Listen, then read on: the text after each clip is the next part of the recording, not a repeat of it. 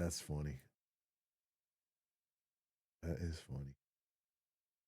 2 generations of snipers, bro. All right, wait. What time is it? Let's watch a history video, bro. Come on. Come on, chat. Watch a history video with me. Get smarter Saturdays. YouTube, history matters. Let's learn a little bit about, let's get some knowledge in our damn brains. Okay. Why didn't Germany stop expanding in 1939?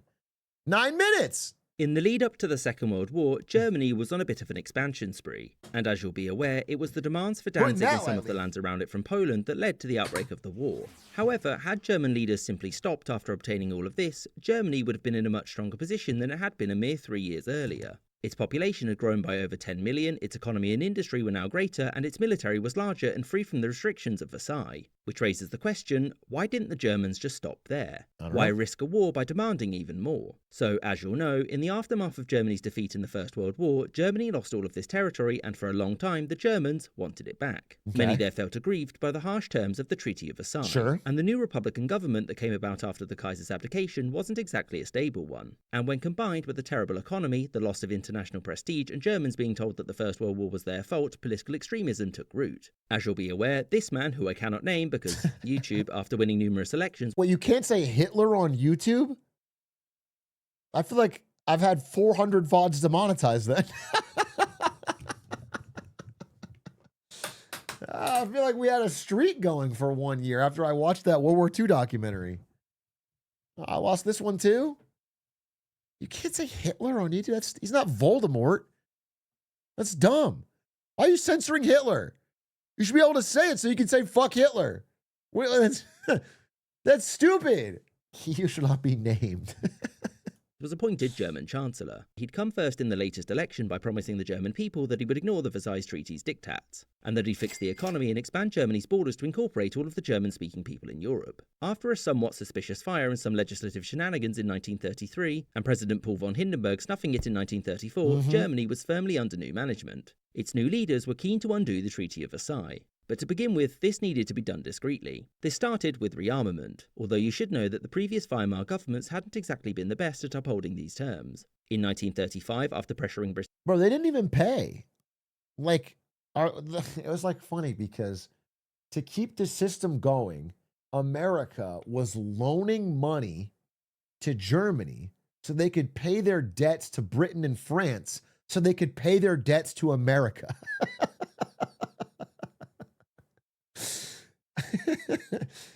Yeah, it's the fucking Dawes plan, bro.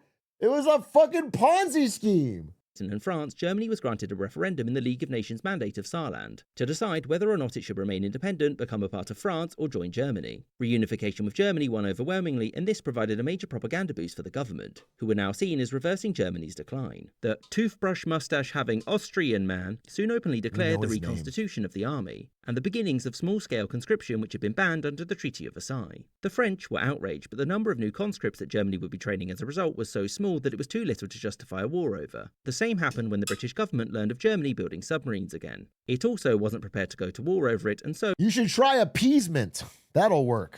Oh, fuck. You should try... It's just a little bit. Just like let a little bit slide. Because the thing about dictators is like, when you give them an inch, they stop there. And they thank you for the generosity you've rewarded them with. The reason they're power hungry is because they just need a little bit of power to feel full.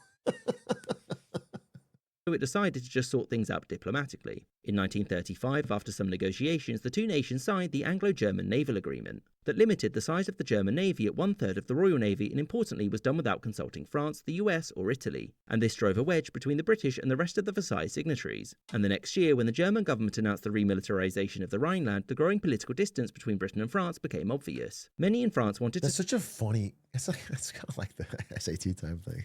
It's just a random number. You get 1/3. It doesn't classify, like, you could make a more advanced ship that's, you know what I'm saying? It's just dumb. It's just a dumb It's not random. It is random. It's just a number that sounds good.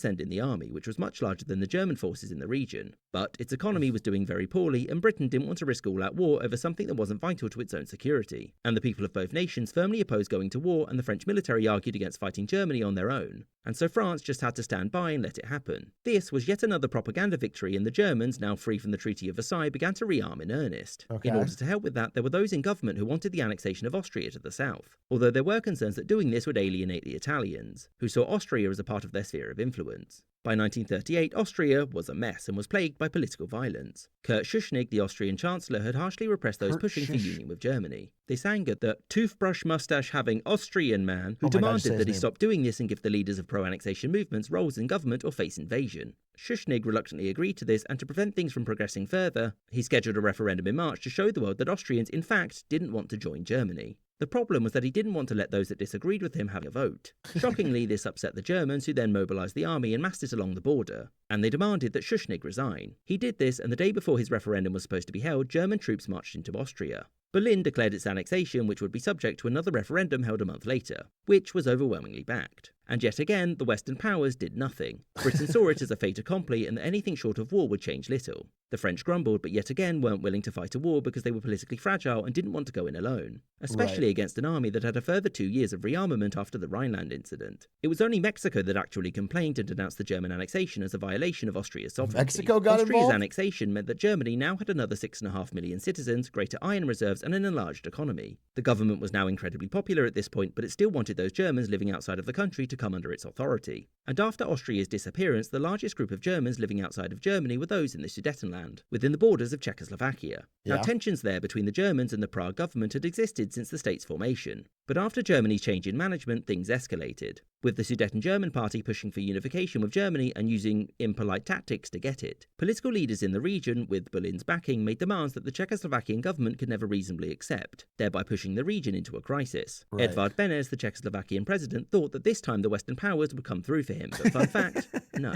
Instead, Britain offered to mediate, by which I mean its representatives told the Czechs to just give in to everything because Britain really didn't want to go to war. Despite this, the Sudeten Germans refused to negotiate. This is like a great reason why it is important for NATO powers to do their best to help Ukraine. It's like crazy. It's like the idea of like, well, we'll accept this mediated peace where we carve up Ukraine and they get it's just like the idea that Putin will just stop is crazy. They'll be like, all right, that's good. Mexico didn't approve it. Yeah. They said Mexico and they said but like they actually went to war over it, but they didn't either. And within a few months the region was plagued with growing political violence. Sensing that things were going to escalate, the Allies stepped in and asked Prague to just, well, cede the territory. The Czechs refused, and when border clashes grew in intensity, the British and the French called for a conference with the Germans and Italians to sort this out. They all agreed that Czechoslovakia should just cede the territory, and realising that they were on their own, the Prague government reluctantly agreed. This was done on the promise that Germany was done with its territorial expansion and would leave the remaining Czechoslovakia finally alone. Done. This promise was kept for all of about 5 seconds, and through a series of treaties and ultimatums, Czechoslovakia was picked apart. In early 1939, the Slovakian half of the country declared its independence, but it was really now a German puppet state. And a day later, Germany invaded the remaining Czech lands and turned them into the Protectorate of Bohemia and Moravia. All of this gave Germany access to a large amount of industry, as well as a sizable population of labourers, taxpayers, and of course, potential conscripts. Whilst all of this was ongoing, the Germans had been in contact with the Lithuanian government to discuss the return of Memel, which Germany had lost in 1919. Much like the Sudetenland and Austria before it, the Germans living there had been aided in agitating for union with Germany. As things escalated, the Germans had hoped that the Dude, instead of going to war, Germany should just one slice at a time kept asking for more till they got all of Europe. Never actually fight. Just be like, oh, come on. Just one little bit more, we're finally done. Just salami slice the whole fucking continent, bro. Lithuanians would just simply hand it over. But the Lithuanians had a plan. They would just pretend that the problem didn't exist, hoping that it would go away. Now, the toothbrush-mustache-having Austrian man felt that he had to intervene, and Germany issued an ultimatum to Lithuania. Lithuania accepted this because if the Western powers didn't want to risk war for Czechoslovakia, it definitely wasn't going to do so for Lithuania. And with this, Germany had managed to go from this to this in 4 short years. And had it stopped there, the Allies would have had little reason to start a war. So why didn't the Germans just stop? Well, the first reason was that Britain and France's responses so far had been those of acquiescence and appeasement. And as such, German political thought was that they wouldn't suddenly grow a backbone and start fighting now when it would have been much easier for them to do so 4 years ago. And seeing Britain and France as utterly spineless meant that when it was time for the Germans to make demands of Poland, they felt that it was a low-risk, high-reward gambit. Right. Initially, they wanted the return of Danzig as well as control over some of the roads and railways linking it with Germany proper. So they were kind of trying to do that. Poland to join the anti-Comintern Pact to isolate the USSR. The Polish government refused because Poland needed the port there for international trade, without which it would have to trade through Germany, thereby essentially ending its economic independence. Also, the government in Warsaw was confident that it would be overthrown by riots if it were to hand over Danzig.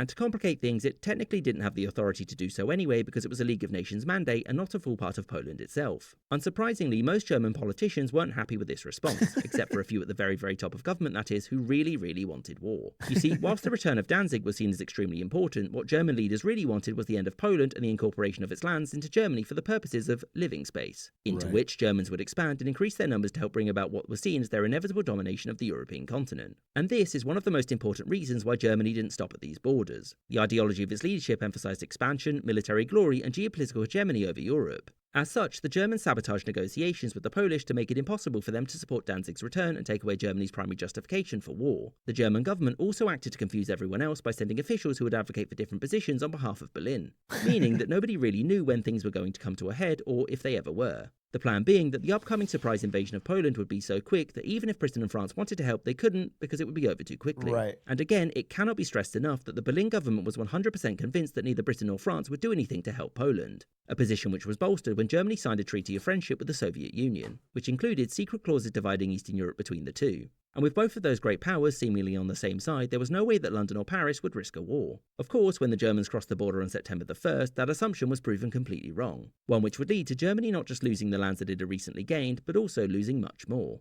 I hope you enjoyed this episode with a special thanks to my patrons, Jake. That was great. That was great. That was great. That was great. What a nice story about friendship.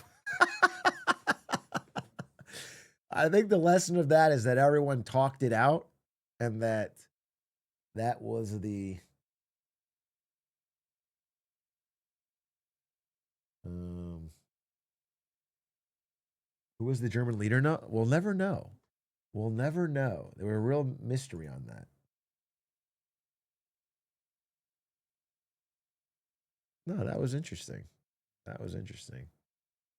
I think the lesson is aim for the moon and you'll land among the stars. Keep asking for free stuff. It didn't turn out that good in the end, but yeah, I guess. Shoot for the moon and you'll land among the stars.